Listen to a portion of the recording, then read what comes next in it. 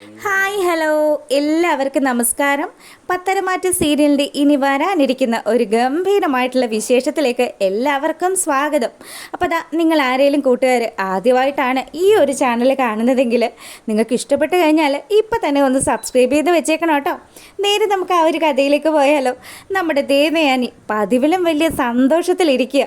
അപ്പം മുത്തശ്ശനും മുത്തശ്ശിയും ഒക്കെ ചോദിച്ചു, എന്താണ് ഇന്ന് നല്ല സന്തോഷത്തിലാണല്ലോ. അതച്ഛാ, എൻ്റെ പ്രിയപ്പെട്ട ഒരു കൂട്ടുകാരിയെക്കുറിച്ച് അച്ഛൻ അറിയില്ലേ? സിത്താര.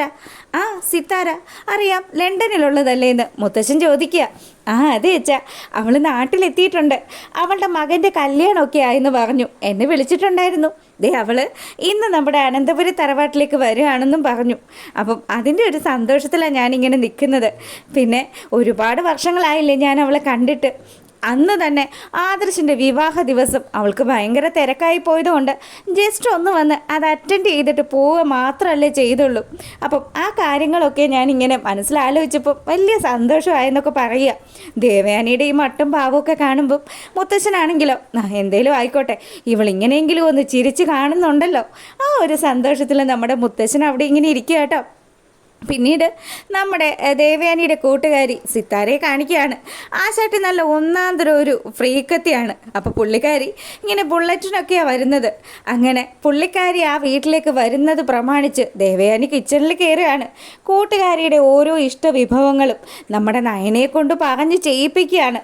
നയനെ ദേ ഇങ്ങനെ ചെയ്യണം, നയനെ അങ്ങനെ ചെയ്യണം, അവൾക്ക് കൂടുതൽ സ്പൈസി ഇഷ്ടമല്ല എന്നൊക്കെ പറഞ്ഞ് അവളുടെ ഇഷ്ടത്തിനനുസരിച്ചുള്ള ഫുഡുകൾ പ്രിപ്പയർ ചെയ്യിപ്പിക്കുക. അപ്പോൾ കൂട്ടുകാരി ഒരുപാട് വർഷങ്ങൾക്ക് ശേഷമാണ് അനന്തപുരിയിലേക്ക് വരുന്നത്. ജലജയാണെങ്കിലോ എൻ്റെ ഏട്ടത്തിയുടെ കൂട്ടുകാരി അന്ന് കല്യാണത്തിന് വന്ന ദിവസം തന്നെ എന്തായിരുന്നു കാണാനൊക്കെ. പുള്ളിക്കാരി അത്യാവശ്യം നല്ല സ്റ്റാൻഡേർഡാണ് കേട്ടോ.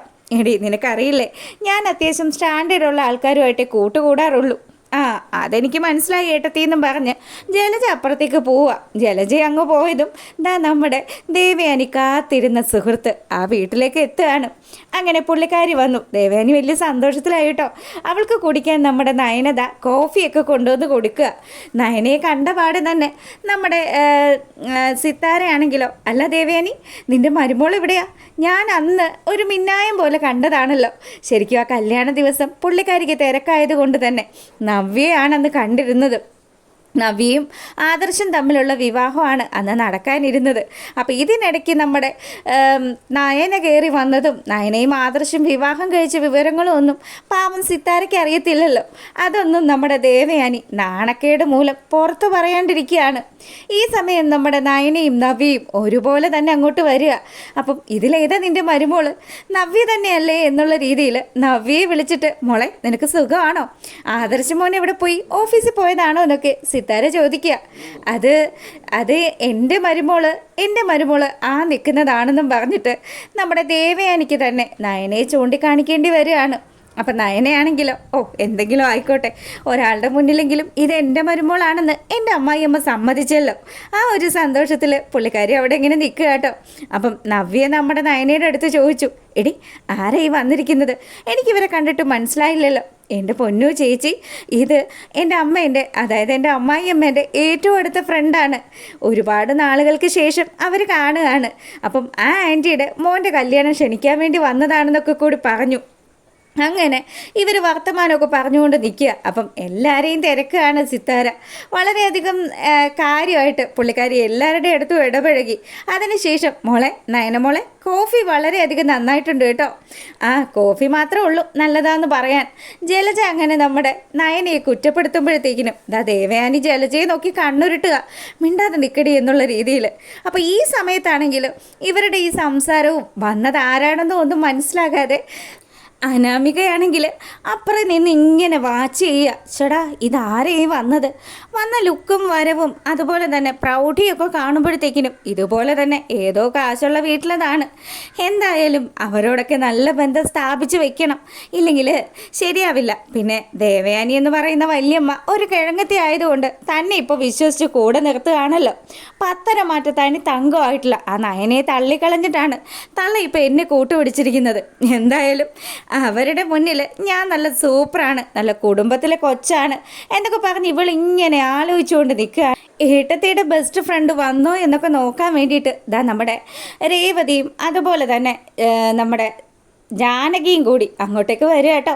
അപ്പോൾ ജാനകി ആണെങ്കിലോ, ദേ രേവതി, ഈ കാണുന്നതാണ് എൻ്റെ ഏട്ടത്തിയുടെ ഏറ്റവും വലിയ ഫ്രണ്ട്. ദേ കണ്ടില്ലേ, പുള്ളിക്കാരി ഭയങ്കര ബിസിനസ്സുകാരിയൊക്കെയാണ്, ആസ്ഥാനമൊക്കെ അങ്ങ് ലണ്ടനാണെന്നൊക്കെ പറഞ്ഞ് ഇങ്ങനെ സംസാരിച്ചുകൊണ്ട് നിൽക്കുമ്പോഴാണ് ആളെ ശരിക്കും അങ്ങ് രേവതിക്ക് മനസ്സിലാകുന്നത്. ദൈവമേ, ലണ്ടനിൽ നിന്നോ, ഇവരെ എനിക്ക് പരിചയമുണ്ടല്ലോ എന്നുള്ള രീതിയിൽ നമ്മുടെ രേവതി അവിടെ നിന്നങ്ങ് പതറുകയാണ്. ശരിക്കും പറഞ്ഞാൽ രേവതിയെ കണ്ടതും അനാമിക അവിടെ നിന്ന് ഒളിഞ്ഞു നോക്കുന്നത് കണ്ടപ്പോഴും നമ്മുടെ സിത്താരയ്ക്ക് ചില സംശയങ്ങളൊക്കെ തോന്നി. അല്ല, അതാരാ ദേവയാനി അവിടെ നിൽക്കുന്നതെന്ന് ദേവയാനിയോട് സിത്താര ചോദിക്കുക. അപ്പോൾ ഉടനെ തന്നെ പറഞ്ഞു, അത് എൻ്റെ മരുമോളാണെന്നും പറഞ്ഞ് ജാനകി വലിയ സന്തോഷത്തിൽ അങ്ങ് പറയുക.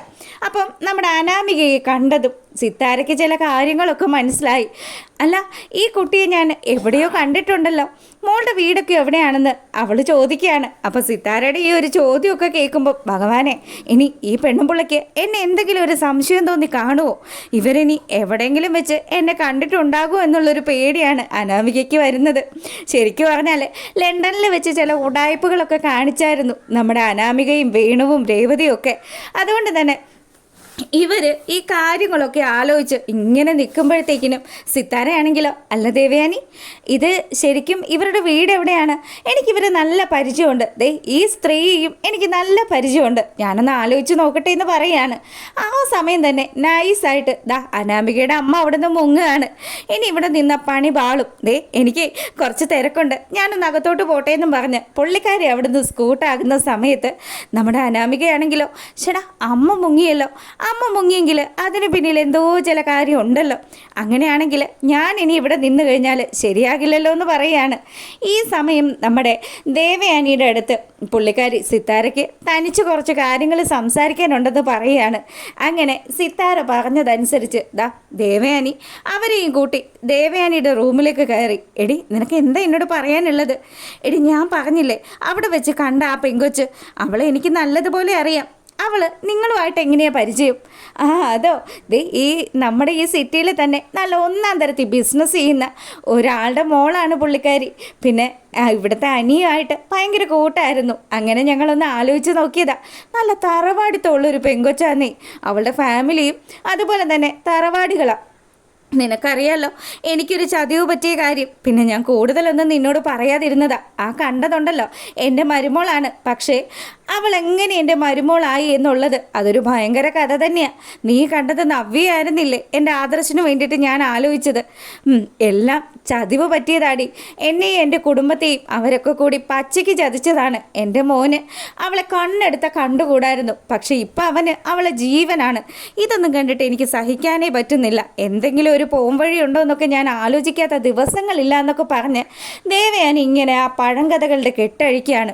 ഇപ്പോൾ ഈ ഒരു സമയമാണെങ്കിലോ നമ്മുടെ നയന ഇതൊക്കെ കേട്ട് നിൽക്കുകയാണ്. അപ്പം നയനയ്ക്ക് ഇതൊന്നും കേട്ടിട്ട് അങ്ങനെ അങ്ങ് ദഹിക്കുന്നില്ല. നയന മാത്രമല്ല, നവ്യയോടെ നിൽക്കുന്നുണ്ട്.